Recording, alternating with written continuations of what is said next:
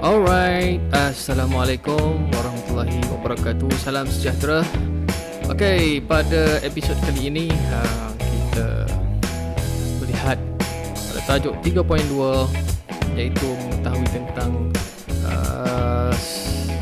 selenggara atau baik pulih peralatan elektrik satu fasa. 3.2 pembakar roti. Jadi kita lihat apakah itu pembakar roti dan bagaimana kita nak mengesan jenis kerosakan. Seterusnya kita nak tengok dia punya punca kerosakan dan langkah pembaikan ataupun langkah senggara. Jadi apa yang saya share di dalam visual yang sekarang ini adalah jadual 2 tentang pembaikan senggara pembakar roti.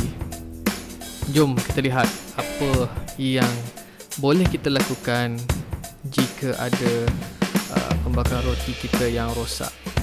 Alright.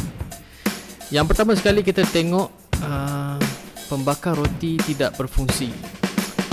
So of course dekat sini kita tengoklah, oh kenapa pembakar roti tidak berfungsi? Okay, why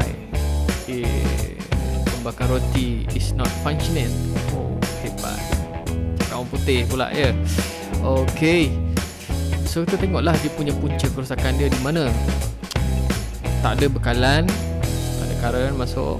Lepas tu dia punya palam tim kabel ada putus ke tak putus ke. Lepas tu kita tengok pula elemen pemanas putus, ataupun kita tengok switch 2 kutub rosak. Okey, dekat sini punca kerosakan yang pertama sekali ialah tiada bekalan. So kalau tak ada bekalan, kita semak langkah pada jadual 1 yang saya terangkan pada episod lepas. Okey,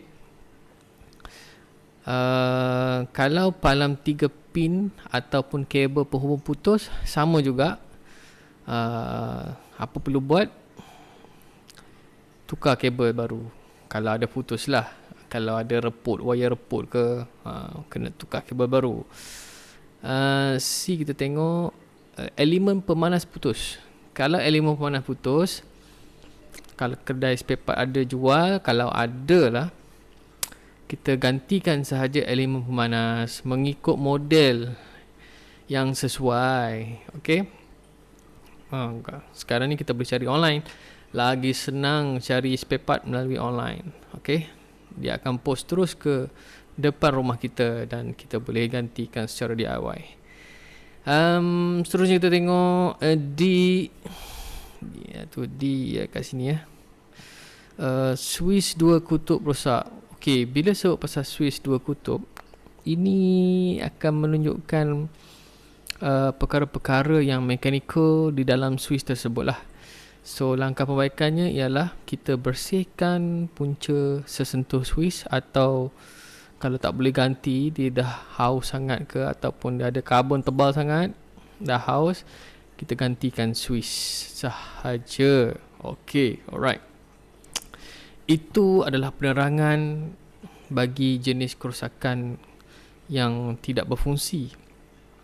So nombor 2 kita tengok jenis kerosakan bila kita on sistem pelantik pegas tidak berfungsi. Okey, sistem pelantik pegas tidak berfungsi. Apa dia sistem pelantik pegas tidak berfungsi ni?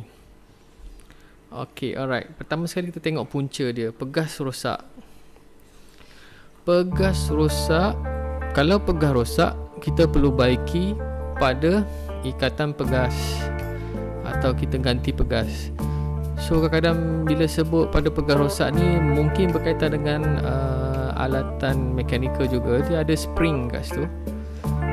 Mungkin dia ada sangkut atau dia tak boleh nak kembali kepada keadaan normal. So mungkin ada kena baiki dia punya ikatan dia, kena loosekan sedikit, mungkin terdapat karat dan sebagainya. Alright. Punca kerosakan rangkaian rod dawai rosak. Okey, bila rangkaian rod dawai rosak ni, kita perlu baiki pada root dawai rosak. Kalau tak boleh, dawai tu dah putus dan sebagainya, kita ganti dengan root. Okey. Dan C ialah kita tengok kalau punca kerosakan dia pada termostat. Ini adalah masalah-masalah yang berpunca daripada sistem pelantik pegas. Okey. Dia tak boleh tendang balik roti tu. Inilah dia, termostat dui logam rosak. So bila dia panas, dia tak naik-naik, dia sentiasa bakar je sampai roti tu hangus. Selagi kita tak tutup dia punya Swiss, dia akan bakar je. Okay. Mungkin terdapat kerosakan pada termostat. Bila termostat rosak, jaranglah kalau kita boleh baiki termostat ni. Biasanya kita akan ganti termostat. Okay. Nombor 3, kita lihat kepada PLAB atau PLM. Dia terpelantik atau fuse terbakar. Okey, atau fuse terbakar. Di mana kita tengok dekat sini, yang punca kerosakan dia,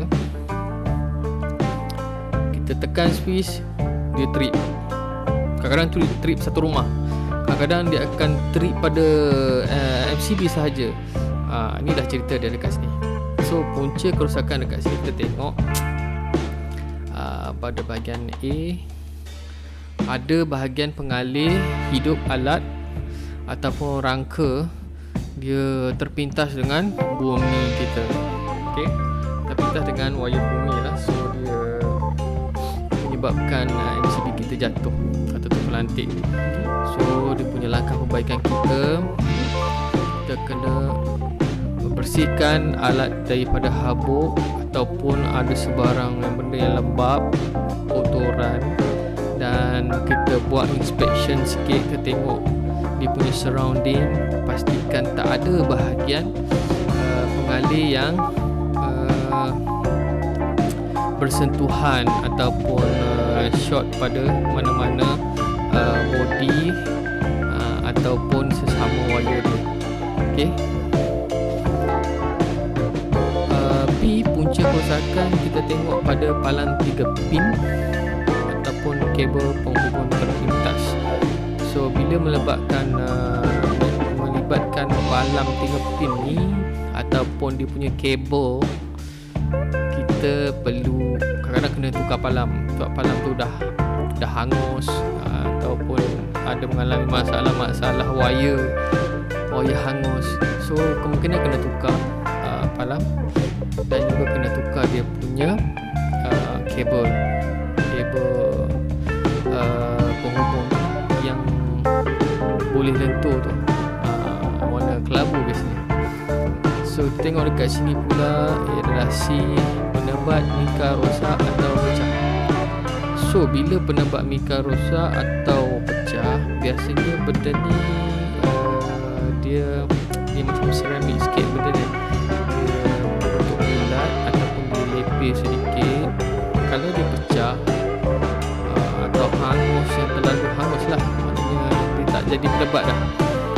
Kalau nak baiki benda ni susah. Memang tak ada spare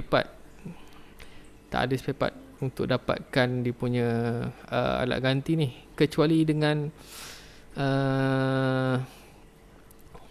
spare part yang tidak melibatkan mika rosak. Itu pun kalau jumpa lah, biasanya tak ada jual. So apa tindakan langkah pembaikan, tak boleh buat apa, kita kena lupuskan alat tersebut. Setakat ni kalau nak tukar mika ni rosak, kena lupuskan alat. Tapi ada kemungkinan melalui online mungkin ada, tapi kebarangkalian untuk sama tu kurang lah.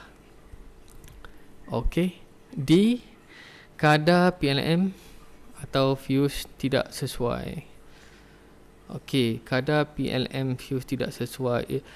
Ini kita tengok daripada plug 3 pin kita. Kadang-kadang kita pembakar roti ni dia memerlukan arus yang kuat. So biasanya kalau fuse tu 13 ampere tak dapat untuk mengatasi ampere yang dihasilkan oleh pembakar roti, kita kena upgrade fuse menjadikan 15A. 15A. Okay. So langkah perbaikan dia, kita tengok pada fuse, ubah kedaran, dan mestilah kadar tersebut bersesuaian dengan pemasangan dan peralatan. So kalau fuse tu besar sangat pun tak boleh juga, dia akan mendatangkan kesan yang lain. Seperti mana bila sebut tentang arus ni, dia melibatkan fuse dan juga saiz kabel. Okay, kalau saiz kabel kecil, fuse besar, kabel akan hangus. Kalau saiz kabel besar, okay, fuse besar, saiz kabelnya besar, kadar dia punya peralatan dia sesuai dengan arus pada kabel dan arus pada fuse, barulah boleh on. Barulah cantik dia punya flow dia. Kalau tidak, dia akan trigger pada fuse, dia akan trigger pada wire jadi panas dan sebagainya kalau tidak bersesuaian. So ini dah cerita jadual 2 tentang pembaikan senggara pembakar roti. So kita tengok rupa pembakar roti. So rajah 8 kurungan A, pembakar roti. So kita ada slot roti kat atas, biasanya ada 2 slot. So kita ada pengangkat roti dan kita ada pelaras suhu. Okey, sedikit gambar rajah skematik. So gambar rajah skematik ni kita bolehlah melihat secara ringkas apa yang ada pada pembakar roti. So bekalan dia 240 volt, arus ulang alik. So biasanya dia akan tap kepada bumi. So dia ada unit pemanas. Okay, lepas tu kita ada neutral. So ini adalah soket. Bila ada tanda-tanda titik putus ni adalah rangka logam. So dekat sini adalah dia punya unit pembakar dia, pemanas dia, dan kembali kepada neutral dan punca bumi. So tiada voltan antara rangka dan bumi. So ini adalah benda dia punya body lah. Biasanya body ni dia akan tap pada punca bumi. So ini adalah contoh lita skematik pembakar roti. Alright, sekadar itu sahaja penerangan saya bagi episod kali ini. Kita bertemu kembali, kita bertemu dan berjumpa kembali pada episod akan datang, iaitu episod unit pemanas air. So daripada saya, sekian dulu daripada saya. Terima kasih dan berjumpa lagi pada sesi ataupun episod akan datang. Ciao.